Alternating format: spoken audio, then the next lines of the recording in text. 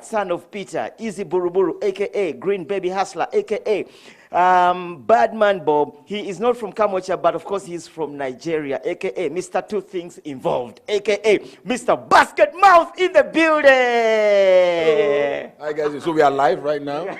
Are we live? Oh yes, we are. Oh, hi guys, how you guys doing? You guys met me at a good time. Yeah. I'm having some mashed potatoes and I don't even know what did we order? Chicken breast, yeah. Yeah. I love chicken breast. Yeah. Beautiful moment to catch you here because guess what? Some of us haven't had anything to eat since morning. So Wow. beautiful, perfect timing. Yeah, that's not too perfect for me, but Yeah. I don't want to share.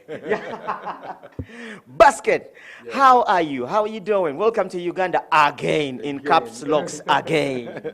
Thank you very much. Thanks for having me. It's a great pleasure to be back. Yeah. It's amazing, you know, with the love, the reception, and everything. You guys are just so amazing. Thank you so much. Wow. How is family back at home in Niger? Yeah, they're fine. You're beautiful. They're fine. They tolerate me.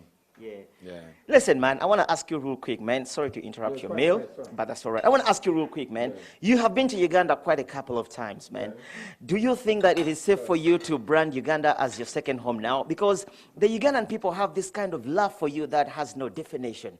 I know that you've been to Uganda maybe 2, 3, 4 times. I don't know, but you just seem to have this special love for Uganda yourself. Yeah. Do you think it is safe for me to say Uganda can qualify to be your second home? Yeah, you can qualify to be one of my second home. I don't want other countries to be upset with me.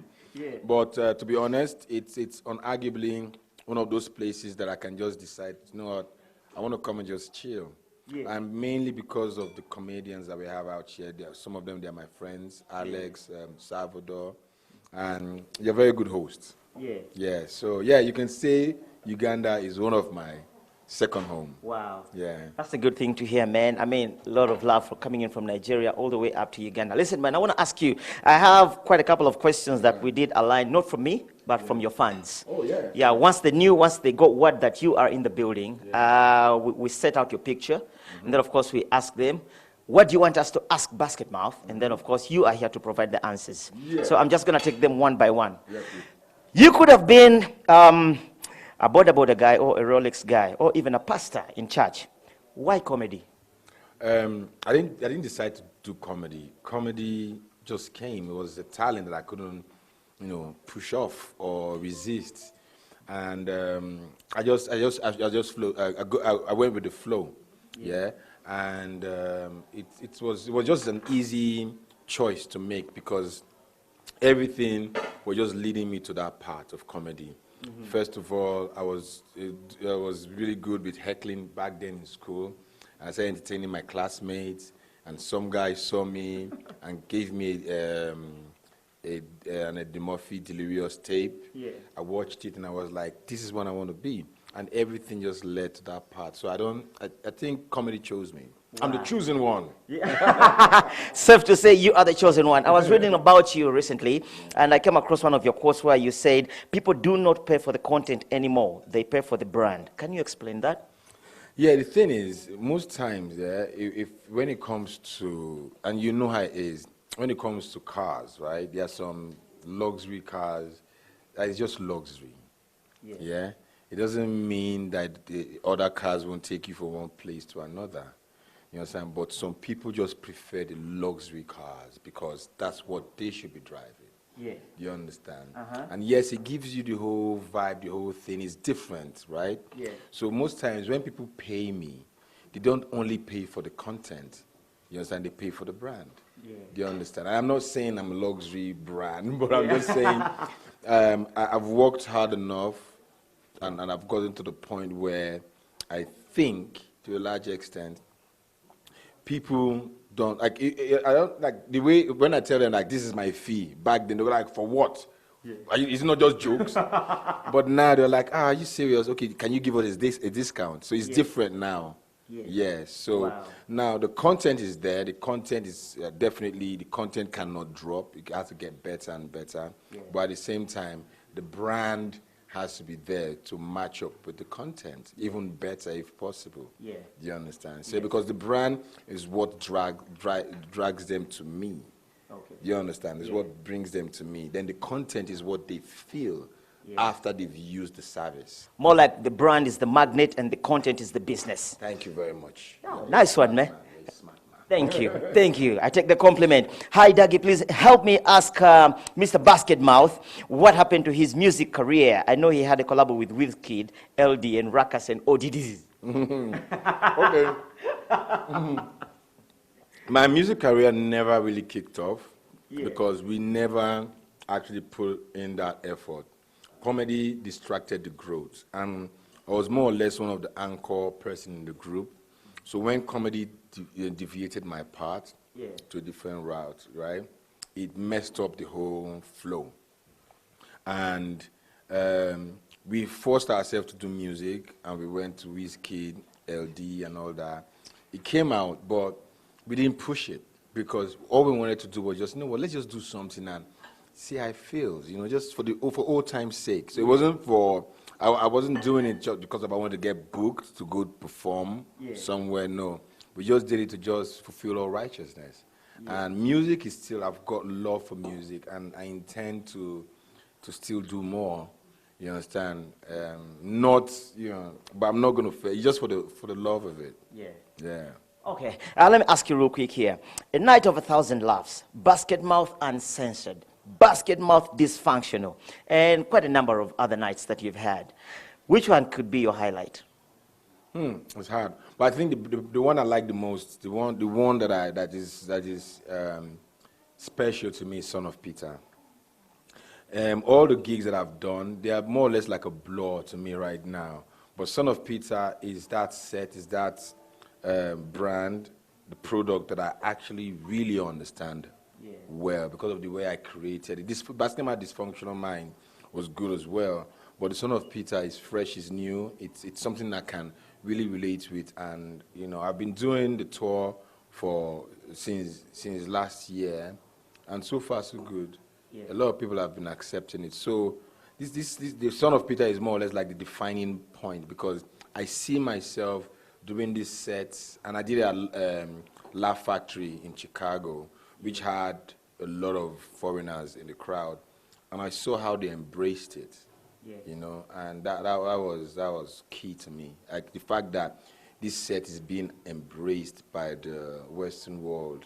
Yeah, so it's kind of like it's the highlights. Wow. Yeah, Son of Peter is the big one, right? Let me relate this question to the next question to what you've just been answering right now.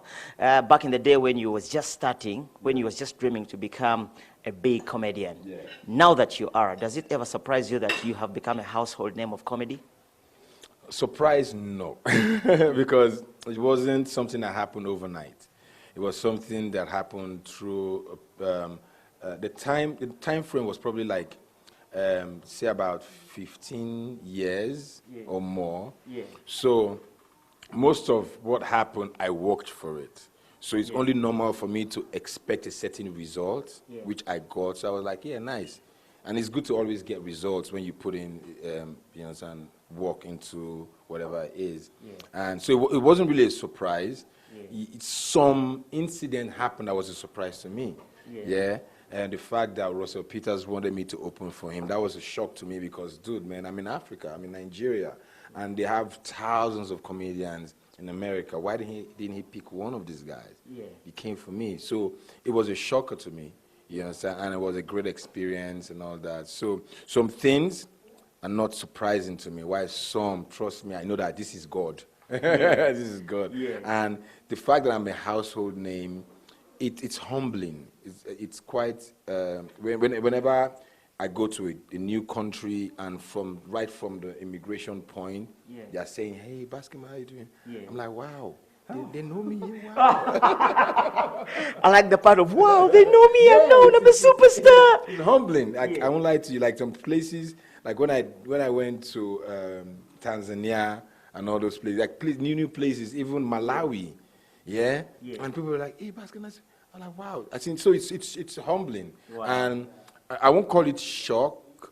I will call it. I don't know the word to use, man. I know. I know. Listen, man. Before I call Alex to join this interview, I just want to ask you. We like to hold successful people to account. Have you nurtured any other comedian directly to take on your legacy after you retire? First of all, I'm not retiring. Get that one out of the way. And to be honest, yeah, I don't like calling out names, but I think I've tried. I won't call it mentoring, but I've supported some upcoming comedians, and so far so good. I won't say I taught them because they were all talented in the art, and trust me, I learned from them as well. But there are loads of them that will definitely kick. You know, I don't want to mention those words. Yeah. It's going to kick behinds. But there are loads of them that I won't say mentored, but that came through, the channel. Wow.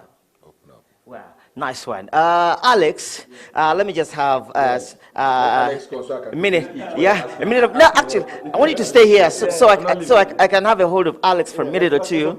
How you doing, Alex? It's good to see you. Pleasure. We're like brothers. You know how we do this every other time. I went to school with this guy. I was, how many classes ahead of you though? One or two? Two, yeah. But now we are here together. You're richer than me though. It doesn't work like that. You make me look like we didn't go to the same school. Alex, real quick, man, I just want to ask you, Basketmouth has been here a couple of times. What drives you to bring back Basketmouth rather than delve into other comedians across the African continent? Oh, that's a simple question. You know, we've done Comedy Store and it's become so huge. But we've never had like the biggest stand-up comedian in Africa come through. So this is it now. So if you host, now people are saying, so now what? All the records now have been broken. So we needed Basketmouth to come and bless the show, and he's here. So that's the honor. Actually, speaking about all records have been broken, last month when you brought in Diamond Platinum, I was thinking, okay, this is it. This is it. I don't think we can go any further than that. And then about 3 days ago, when my producer Ann told me, guess what? Basketmouth is coming. I was like, but Alex, witchcraft is working for this guy. There's no witchcraft.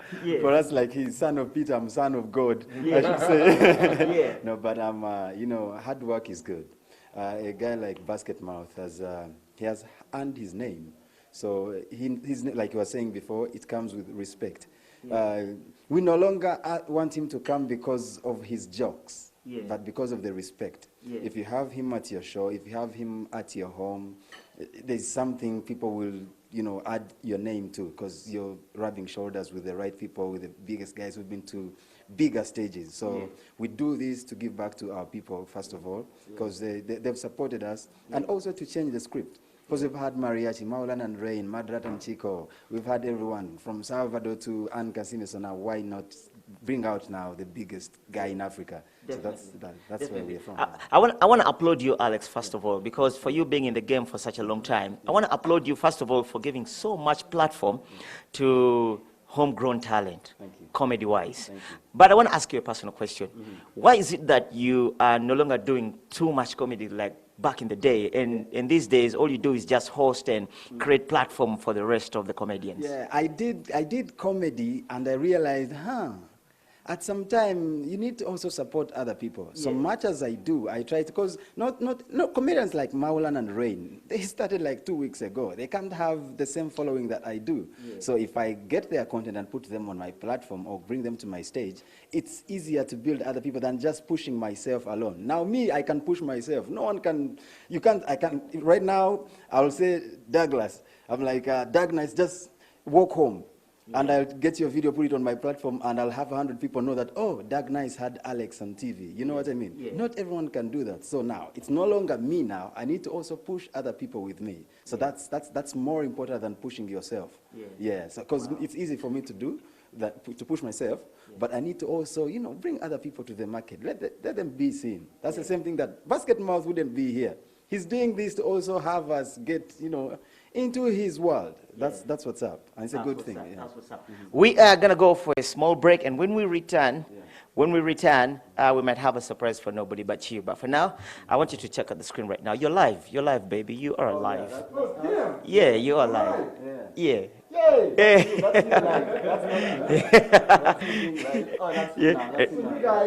That's you.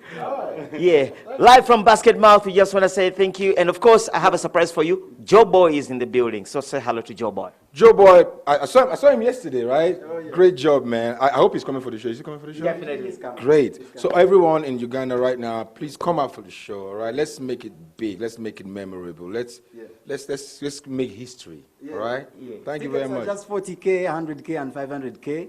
And thank you so much, NTV, for supporting comedy in Uganda. When you guys see 40K, 100K, you know that's a lot of money in Nigeria, right? That's when they say 40K, I'm like, geez, is it like expensive?